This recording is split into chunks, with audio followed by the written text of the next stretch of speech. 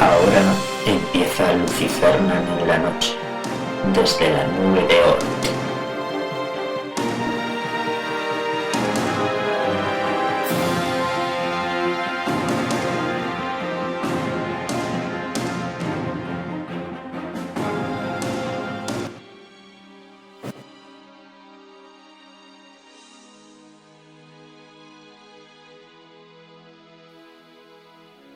Hola queridos amigos y bienvenidos una semana más a mi pequeño santuario desde la nube de Oort. La otra noche en TVE1 emitían una serie que está bastante atrayente y muy bien documentada. Se llama El Ministerio del Tiempo. En esta ocasión el capítulo trataba sobre los últimos de Filipinas y hoy he decidido explicar brevemente quienes protagonizaron tal hazaña. Haciendo un poco de historia, nos remontaremos a finales del siglo XIX, donde la situación de las colonias españolas en esos años eran desastrosas. Decir que España había perdido sus posesiones en el continente americano, conservando únicamente Cuba, Puerto Rico, las Islas Filipinas y Guam. Su debilidad no pasó desapercibida para una potencia emergente en aquellos años. Me refiero a los Estados Unidos de América. Los Estados Unidos conocían la mala salud que tenía por aquel entonces España, con una perpetua crisis social, económica y política que el sistema de la Restauración solo había logrado enmascarar. Por este motivo, se centraron en hacerse con el control económico de las islas españolas, sobre todo de Cuba con la adquisición de fábricas y tierras azucareras. Con el aumento de estadounidenses en las islas, solo era cuestión de tiempo que se involucraran en los asuntos internos de las colonias españolas en busca de su propio beneficio. Centrándonos en el caso de las Filipinas, varios movimientos insurgentes comenzaron a notarse con más frecuencia, adquiriendo tintes de rebelión a finales del siglo XIX. En estos años, un tal Andrés Bonifacio forma una sociedad secreta con el objetivo de conseguir la independencia del archipiélago de dominio español. Esta sociedad, con una clarísima influencia masónica, se llamaba Katipunan y tuvo un papel crucial en la rebelión que estalló en 1896 y de donde salió el primer presidente de la República de Filipinas, Emilio Aguinaldo. Hablemos un poco del emplazamiento donde estaban dichos soldados en el pueblo de Baler. En 1897, Baler era un pequeño poblado, enclavado en la provincia de Nueva Écija, de unos 2.000 habitantes, situado a unos 200 kilómetros al este de la isla de Luzón, aislado de la capital del archipiélago por densos e impenetrables bosques y cadenas montañosas. En otra sublevación anterior, los mandos españoles se habían percatado de que el único edificio cuya solidez podía ser aprovechada ante una eventual insurrección y esperar la llegada de refuerzos desde Manila era la iglesia del pueblo.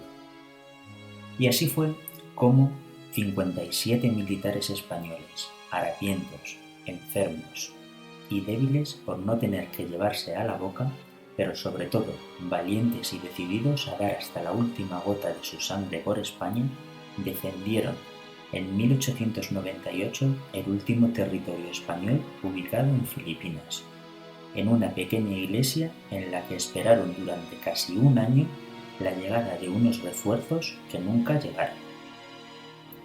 En los 337 días de resistencia, estos soldados no admitieron nunca la derrota. Sin embargo, terminaron por abandonar el lugar tras recibir noticias de la retirada definitiva de España de la colonia, y por ello fueron conocidos en la historia como los últimos de Filipinas. Era un tiempo donde en el territorio español nunca se ponía el sol y donde para mantener esos territorios se andaba a bofetadas diariamente con los lugareños para mantenerlas. El 1 de julio, y con un calor asfixiante, se dio el primer disparo de un asedio que duraría 337 días. Todos los militares españoles partieron hacia la seguridad de la iglesia, edificio en cuya torre ondeaba nuestra bandera rojigualda.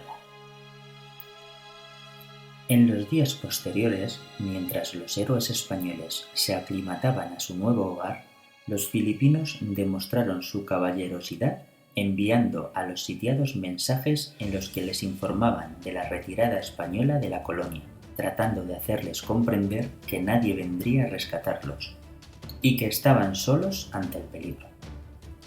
Sin embargo, ninguno de ellos estaba dispuesto a capitular, creyendo que se trataba de un plan para hacer que se rindieran.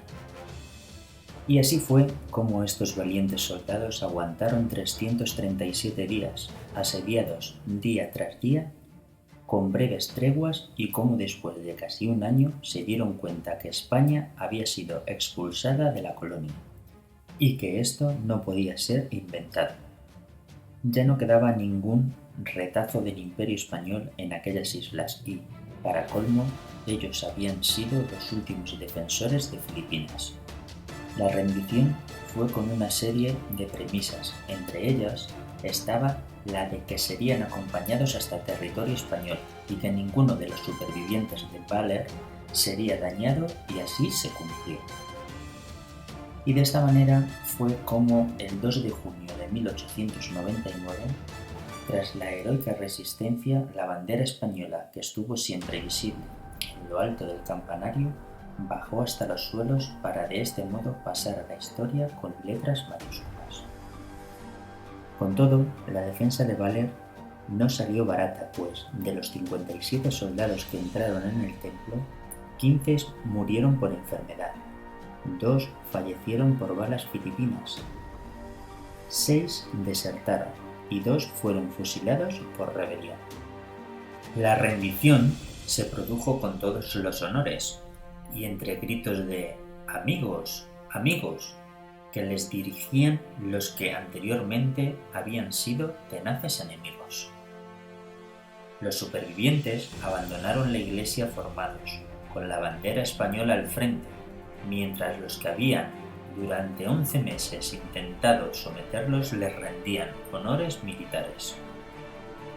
Fue tal el reconocimiento a su valentía y heroísmo que Emilio Aguinaldo, presidente de la recién nacida República de Filipinas, emitió el siguiente decreto. Decreto de República de Filipinas. Habiéndose hecho acreedoras a la admiración del mundo las fuerzas españolas que guarnecían el destacamento de Baler, por el valor, constancia y heroísmo con que aquel puñado de hombres, aislados y sin esperanzas de auxilio alguno, ha defendido su bandera por espacio de un año, realizando una epopeya tan gloriosa y tan propia del legendario valor de los hijos del Cid y de Pelayo, rindiendo culto a las virtudes militares e interpretando los sentimientos del ejército de esta república, que bizarramente les ha combatido a propuesta de mi secretario de guerra y de acuerdo con mi consejo de gobierno, vengo a disponer lo siguiente. Artículo 1.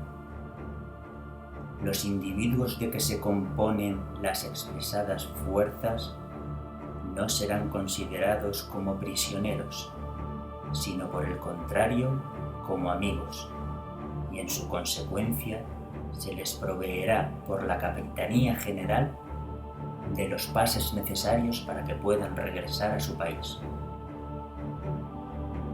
El presidente de la República, Emilio Aguinaldo. El secretario de Guerra, Ambrosio Flores.